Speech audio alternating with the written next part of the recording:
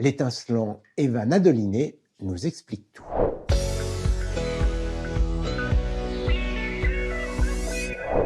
Cro-Magnon n'a pas attendu Johnny pour trêve de plaisanterie. Pour allumer un feu, il existe beaucoup de techniques, dont deux qui étaient principalement utilisées par nos ancêtres. La première, c'est celle dite à percussion. On entend parfois dire qu'il suffit de taper deux silex l'un contre l'autre, mais en fait, c'est une grosse erreur. En réalité, il faut taper un silex contre un minerai métallique, le plus souvent de la pyrite ou de la marcassite, des pierres qui sont très riches en fer. Il faut faire ça au-dessus d'un amadou.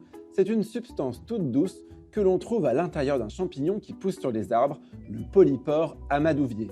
Ça fonctionne aussi avec des écorces de bouleau, des lichens ou des mousses très sèches, mais l'amadou c'est de loin le plus performant. On tape, on tape, on tape, et une petite étincelle va se fixer dessus et créer une braise. Pour passer à la flamme, on insère la braise dans un petit nid d'herbes sèches, tapissé de bourre de massette, issue d'une plante que l'on trouve dans les étangs. On souffle dessus pour l'attiser. En faisant ça, on apporte de l'oxygène qui va permettre à la paille de s'embraser et au feu de se développer. La deuxième technique, c'est celle dite à friction. Pour ça, on utilise une drille. C'est un bâton de bois que l'on frotte contre une planchette, en bois également. Et pour que la drille bouge vite et que la friction soit plus intense, Cro-Magnon utilisait aussi un archet. À force de tourner, le bois atteint 400 degrés et donne enfin une braise. Comme tout à l'heure, on la place dans un nid en matière sèche, on souffle dessus et on attend que le combustible s'enflamme. Le feu a été une sacrée révolution.